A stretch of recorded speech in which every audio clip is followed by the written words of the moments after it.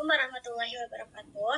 Saya Dinda Rahmalia dari kelas SAA 3B. Di sini saya akan menjawab beberapa pertanyaan UAS sejarah agama-agama dengan dosen pengampu Ibu Rika Dilawati, MAG. Pertanyaan yang pertama adalah konsep utama dalam agama Shinto. Agama Shinto itu punya 4 konsep utama. Yang pertama itu kami. Kami itu adalah roh atau entitas suci yang bisa hadir di gunung, pohon, sungai, leluhur, tokoh-tokoh sejarah, dan juga objek buatan manusia yang disakralkan. Nah, kami ini itu bukan konsep Tuhan dalam agama monistik, tetapi lebih ke kekuatan spiritual yang dihormati. Lalu yang kedua adalah keharmonisan. Shinto itu sangat menekankan pada keseimbangan dan keharmonisan antara alam, manusia, dan kami. Lalu yang ketiga ada purification atau pemurnian. Jadi agama Shinto itu sangat menekankan pada kebersihan fisik dan spiritual. Makanya ada ritual penyucian seperti misogi dan harai. Gunanya untuk membersihkan diri dari kotoran yang akan mengganggu kehidupan. Lalu yang keempat ada ritual dan tradisi. Di agama Shinto itu lebih kepada ritual dan tradisi daripada ajaran moral formal, karena kalau ajaran moral formal itu sudah terpengaruh dengan Buddhisme dan Konfusianisme. Lalu ada pertanyaan yang kedua itu ritual dan praktek pentingnya. Ada omikuji. Omikuji itu adalah kertas ramalan yang digulung terus ada talinya gitu. Terus yang kedua ada Shimenawa. Shimenawa itu adalah tali jerami yang itu tuh sebagai tanda tempat suci. Lalu ada ema. Ema itu adalah papan kayu yang berisi harapan-harapan. Lalu yang keempat ada Matsuri. Matsuri itu adalah festival untuk kami yang dibuat semeriah mungkin, ramai orang, dan di sana itu banyak simbol-simbol tradisional. Yang kedua itu apa sih inti ajaran agama sih? Inti ajaran agama sih itu sangat sederhana, yaitu Tuhan itu satu, Tuhan itu sama. Terus hidup itu harus dengan kerja yang jujur, semua manusia itu setara, berdoa, dan harus saling membantu sesama. Lalu ada 3 pilar utama atau 3 ajaran intinya, ada istilah-istilahnya, yaitu kirat karo. Kirat karo itu bekerja dengan jujur dan usaha, hidup dari usaha diri sendiri. Lalu ada yang kedua itu nanjapo.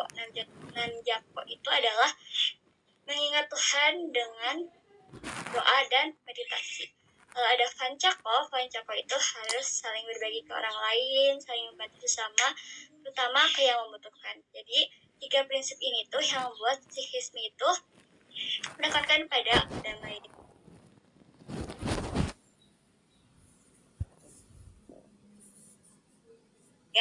kejujuran, dan juga kepedulian sosial.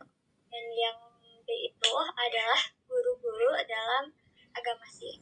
Nah, kan agama Sikh itu didirikan oleh Guru Nanak. Lalu Guru Nanak ini menyampaikan ajaran-ajarannya dan ada 10 guru.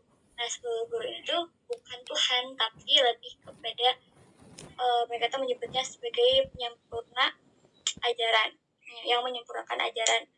Ada 10, saya sebutkan dulu nama-namanya. Nanak Devji, Angad Devji, Amar Dasji, Ram Dasji, Arjan Devji, Hargobinji, Harraiji, Harkisanji, Teik Bahadurji, sama Teik Bahadurji dan Hargobind Singhji. Nah, saya sebutkan tugas-tugasnya masing-masing itu. Kalau misalkan Nanak Devji itu adalah pendiri Sikhisme. Lalu Angad Devji itu adalah penataan dan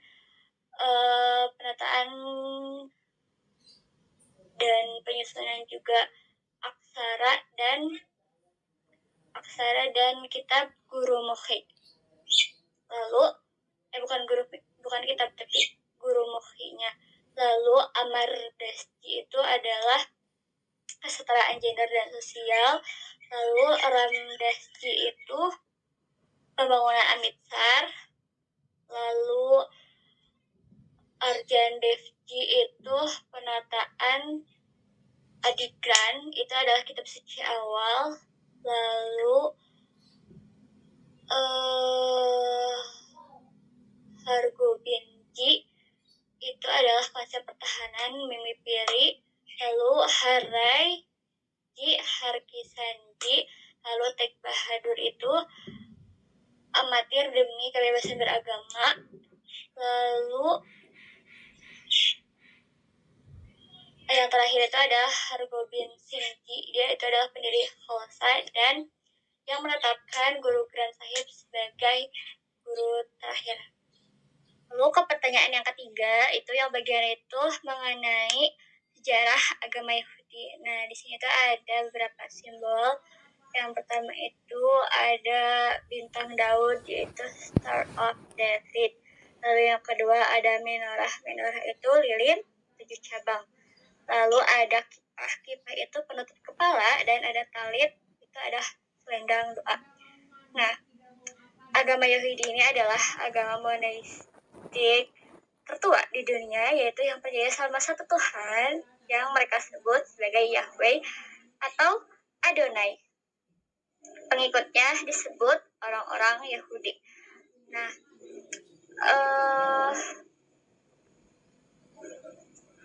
Judaism ini adalah Judaism atau agama Yahudi ini adalah akar dari Islam dan Kristen. Makanya ketika kita memahami agama Yahudi, itu tuh kita tuh seperti memahami agama Abrahamik lainnya, seperti Islam dan Kristen, karena ketiga agama tersebut saling bersaudara.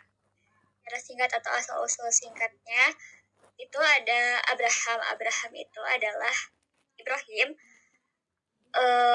yang mereka sebut itu sebagai bapak bangsa Israel, karena Tuhan itu telah menjanjikan kepada Nabi Ibrahim yang pertama itu keturunan yang banyak dan tanah Kanaan.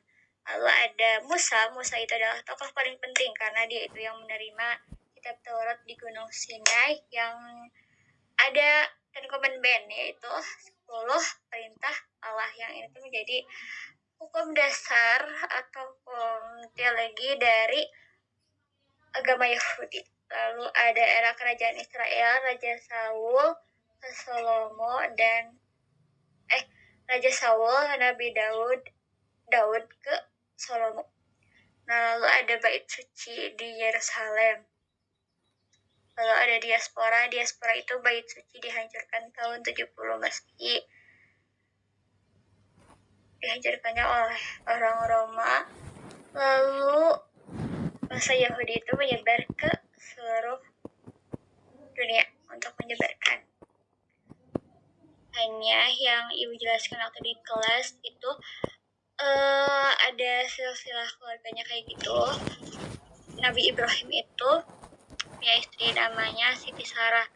Nah, Siti Sarah ini adalah orang kaya, bangsawan, kalau tidak salah cantik. Nah, cuman karena sampai tua ini belum punya anak.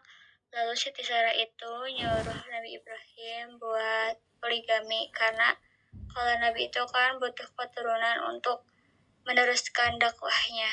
Lalu nikah lagi lah sama Siti Hajar. Siti Hajar ini tuh bukan dipilih sama Nabi Ibrahimnya, tapi dipilih sama Siti Sarahnya itu sendiri. Nah, Siti Hajar itu adalah budak. Makanya banyak yang menyebutkan agama-agama yang lahir dari Siti Hajar itu adalah agama budak. Dari Siti Sarah ini bakal ada Ishak, Yakub, dan Isa. Ishak itu bakal jadi cikal bakal Yahudi. Terus Yakub itu Israel. Lalu Isa itu Nasraninya. Lalu kalau yang Siti Hajar itu bakal jadi ada Ismail. Lalu ada Nabi Muhammad. Makanya banyak yang bilang bahwa agama Islam itu adalah agama budak karena lahirnya dari Siti Hajar yang dia merupakan seorang budak. Lalu dari Yakub ini punya 4 istri. Ada Lea, Rahel, Bilhah, dan Julfa. Punya 12 anak. Dari Lea itu 6, salah satunya Yehuda. Terus Rahel itu ada Yusuf dan Benyamin. Lalu Bilhah juga punya 2 anak dan Julfa punya 2 anak. Nah, makanya ada 12 suku Yahudi. Nah, Yehuda ini tuh bakal jadi cikal bakal agama Yahudi. Mungkin segitu yang bisa saya flashback ke sejarah Yahudi secara singkatnya. Lalu ada pertanyaan yang ketiga, itu bagian B itu yang menanyakan tentang hari Sabat. Nah, hari Sabat ini adalah salah satu praktek ritual di agama Yahudi. Hari Sabat itu adalah hari istirahat mingguan, dimulai ketika hari Jumat matahari tenggelam sampai hari Sabtu ketika matahari tenggelam. Nah, ini tuh didedikasikan khusus untuk istirahat, ibadah, berdoa, dan berkumpul sama keluarga. Pertanyaan yang keempat, yang A itu adalah ajaran utamanya. Ada kerajaan Allah telah dekat, pembaruan dan pertaubatan moral, kasih sebagai hukum utama, mengkritik kemunafikan dan legalisme agama, lalu melakukan penyembuhan dan tindakan simbolis. Lalu Yesus memiliki serta mengumpulkan 12 murid yang disebut Rasul dan banyak pengikut lain. Yang B itu mengenai sejarah. Nah, di sini tuh kan yang Ibu tanyakan itu adalah mengenai Protestan, tapi saya akan menceritakan dulu dari Kristennya dulu biar lebih terstruktur gitu. Nah, dulu itu kan bangsa Yahudi itu dikuasai oleh orang Romawi pada abad 1 M. Nah, mereka itu menderita karena dijadikan budak. Terus di kitab Ibrani itu telah dijanjikan bahwa akan datang Al-Masih, Mesias, yaitu Juru Selamat. Jadi mereka tuh sangat menanti-nantikan. Terus ada sepasang namanya Imron dan Hannah. Mereka ini tuh sepasang Yahudi yang sangat taat, keluarga yang terpilih. Mereka tuh sampai udah tua tuh belum punya anak. Terus mereka berdoa sama Tuhan dan datanglah Jibril. Dari Jibril ini tuh dia bilang, sebenarnya ini saya mereview dari film Mother of Jesus. Nah, Jibril tuh bilang bahwa kalian akan punya anak dan harus nanti setelah gedenya harus dikembaliin ke bait suci untuk mengabdi kepada Tuhan. Lalu ternyata setelah lahir itu adalah seorang perempuan, yaitu Maria. Lalu ya Maria ini dari kecil atau remaja itu mengabdi di bait suci di Yerusalem. Nah, dia tuh wanita yang suci, terpilih, sangat taat, baik gitu ya. Lalu singkat cerita dia sama Yusuf tunangan dan ternyata dia ditemuin lagi sama Jibril dan bilang bahwa dia bakal hamil seorang anak laki-laki dan harus dikasih nama Yesus. Yesus ini tuh adalah Masih, katanya, kata Jibril ini tuh. Terus ya Maria yang merasa dirinya ya suci, dia kan gak pernah disentuh sama laki-laki karena ya dia dari kecilnya itu ada di bait suci gitu, gak pernah melakukan hal-hal aneh, hal-hal kotor. Lalu ya dia berjuang gitu dalam melahirkan Yesus. Terus nah ini tuh bakal jadi cikal bakal Nasrani pertama. munculnya Nasrani atau kekristenan awal pada abad 1 Masehi, dan itu cabang dari Judaism dan bakal jadi agama besar. Nah ini tuh kan berarti bakal Kristen. Lalu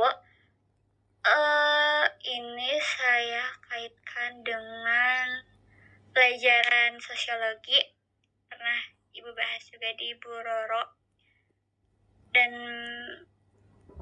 yang saya pahami itu kan ini terkait pluralisme itu dari Kristen itu awalnya pada tahun 1054 Masehi pada konsili Chalcedon. Nah, jadi itu tuh ketika terjadinya skisma Timur dan skisma Barat, yaitu perpecahan antara Kristen Timur dan Kristen Barat. Kristen Timur itu pusatnya di Konstantinopel, kalau misalkan Barat itu di Vatikan Roma. Nah, puncaknya itu ketika ada reformasi ajaran yang kita kenal sebagai Protestan. Nah, dulu itu kan tahun 30 Masehi sampai 1000 Masehi itu Kristen itu masih satu. Tahun 30 Masehi itu Yesus tuh wafat. Terus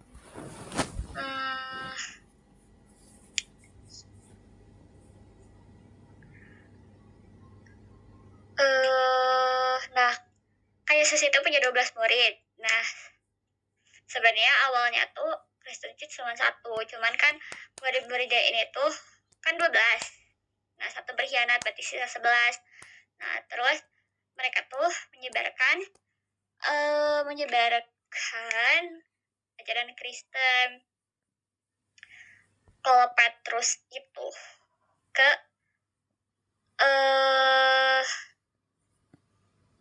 Eropa, terus ke Roma, terus yang ini bakal jadi Katolik. Ke timur itu tuh Ortodoks, sebutannya Ortodoks awal asli kuno, yaitu Konstantinopel, Mesir, Yerusalem. Cuman karena di timur ini tuh sudah terpengaruh sama Islam, jadi kurang berkembang. Terus kan soalnya di timur itu ada Judaism yang Yahudi itu, terus Kristen, dan tahun 600 Masehi itu ada Islam. Nah, kalau ke barat itu Eropa, Amerika. Kalau misalkan daerah timur itu udah gak orisinil karena udah kepengaruh sama Islam. Nah, terus puncaknya itu kan tahun 1517 ketika terjadinya reformasi ajaran kekristenan. Nah, ini tuh aliran kekristenan tuh jadi pecah dua, Katolik sama Protestan. Protestan itu alirannya ada Lutherian, Calvinis, Anabaptis, sama Anglikan. Nah, ini tuh yang Ibu Roro jelaskan itu waktu itu tuh awalnya karena Renaissance, itu masa kejayaan orang Roma. Karena dulu tuh orang Katolik tuh sebelum memeluk agama Katolik tuh orang hebat, cuman malah jadi bodoh. Nah, di Katolik itu tuh ada beberapa peraturan. Mereka tuh kalau misalkan pengen minta ampun kepada Tuhan itu gak bisa sendiri, tapi harus bayar indakulasi surat pengampunan dosa. Nah, ini tuh buat apa sih? Ya karena butuh uang buat yang pertama itu perang melawan Islam, contohnya itu perang salib. Terus yang kedua itu pembangunan gereja Vatikan di Roma. Nah, gereja Vatikan itu gereja yang besar, terus ada hierarki gereja, ada paus, katedral, keuskupan, pastor, sama biarawati. Terus tokoh pluralisme itu kalau misalkan dari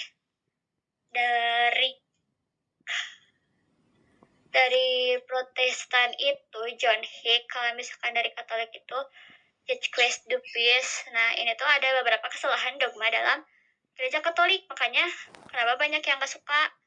Yang pertama itu ada doktrin egalism nula suis gitu kalau gak salah. Itu tuh adalah menganggap tidak ada keselamatan di luar gereja Katolik. Terus yang kedua itu ada konsili Florence tahun 1438 sampai 1445. Itu tuh ada pokoknya di situ tuh bilang bahwa di luar gereja Katolik itu semuanya masuk neraka selamanya. Jadi ini tuh yang membuat banyak orang yang protes gitu, karena itu mungkin flashback ke tambahan aja. Tambahannya, kenapa sih jadi ada Ortodok, Protestan, dan Katolik? Nah, itu mereka tuh karena punya perbedaan teologis, politik, sama budaya. Awalnya tuh Kristen itu cuma satu. Cuman karena perbedaan-perbedaan tadi, jadi muncullah skisma yang tadi sudah dijelaskan. Itu perpecahan antara Barat dan Timur. Tadi yang tahun 1054 tadi itu punya penyebab utamanya karena perbedaan budaya. Nah, perbedaan budaya tuh bisa dilihat dari Romawi Barat yang menggunakan bahasa Latin dan Romawi Timur Timur yang pakai bahasa Yunani. Dan juga perselisihan tentang otoritas Paus di Roma. Kristen Protestan itu ada karena reformasi abad 16 di Eropa oleh Martin Luther. Nah, ini tuh alirannya. Kalau Martin Luther itu ada yang namanya Lutherian. Nah, ini tuh fokusnya itu mereka itu protes sama ajaran dan praktik yang ada di gereja Katolik, seperti yang tadi saya dibahas, seperti indagulasi yang itu memperjualbelikan surat pengampunan dosa, praktik korupsi, dan penyimpangan Alkitab. Nah, para reformator itu menekankan pentingnya seharusnya tuh Alkitab itu jadi otoritas tertinggi dan menekankan sebenarnya keselamatan itu bagi semuanya gitu, bagi iman yang setara. Jadi bukan hanya bagi orang Katolik aja. Pertanyaan yang keempat, bagian C itu mengenai komunitas Nasrani pertama, gerakan pertama. Nah, kan setelah Yesus wafat, sekitar tahun 30 sampai 33 Masehi itu tuh, murid-murid Yesus itu bikin kelompok kecil, namanya itu The Way, yaitu jalan orang-orang jalan Tuhan. Nah, ciri-cirinya itu yang pertama masih mengamalkan ritual atau praktek Yahudi, itu sunat, hari Sabat, sama makanan halal. Terus juga menambahkan keyakinan atau doktrin bahwa Yesus itu adalah Mesias atau Almasih atau Juru Selamat. Terus dipimpin oleh Petrus, Yakobus, dan murid-murid lainnya dan aktif di Yerusalem. Pada tahap ini, Nasrani itu tuh di tahap ini tuh masih sekte dalam Yahudi, bukan dianggap agama baru atau yang berbeda dari Yahudi. Pertanyaan yang kelima, yang terakhir itu tentang agama Konghucu. Yang A itu ajaran pokoknya. Saya sebutkan dulu nama-namanya. Ren, Li, Yi, Ji, Xian, Xiao, Tian. Ada 7. Itu adalah Ren. Dan itu adalah kebajikan, kemanusiaan, dan welas asih. Nah, ini tuh ketika kita empati, peduli sama orang, bantu orang, dan memperlakukan orang lain dengan penuh rasa kasih sayang. Itu Li. Li itu kesopanan, tata krama, dan ritual. Nah, dari Li ini tuh ada upacara formal. Kalau upacara formal itu sembahyang kala luhur, terus ke upacara negara. Kalau misalkan dalam praktik sehari-hari itu kayak ke etika atau hubungan ke keluarga sama ke sosial secara umum. Itu Yi. Yi itu adalah kebenaran. Jadi kita tuh harus bertindak benar dan berintegritas. 4 itu Ji. Kita tuh harus bijaksana dan berpengetahuan agar eh memiliki tindakan yang tepat gitu, nggak melakukan penyimpangan. Itu ada Shin ya. Shin itu kejujuran, kesetiaan, dan kepercayaan. Ada Xiao ini tuh bakti. Jadi kita harus berbakti, bertanggung jawab, dan menghormati leluhur sama orang tua. Nah ini tuh sangat berkaitan dengan etika sosial Konfusianisme. Lalu itu ada Tian. Tian itu adalah langit atau tatanan moral transenden. Nah ini tuh gak harus selalu transenden ke arah personal Tuhan, tapi bisa juga ke moral, alam, dan legitimasi penguasa. B itu menanyakan tentang tempat ibadah Konghucu. Nah yang pertama itu ada Kong Miao atau Wilkong. Wilkong atau Temple of Confucius. Ini tuh tempat pemujaan penghormatan pada Confucius dan para filsuf Confucius. Biasanya ada di Tiongkok, Jepang, Korea, Vietnam. Di sini itu ada upacara praktik ritual, terus ada musik klasik, dan ada tarian ritus. Ada kelenteng atau bian biao Kong Mio di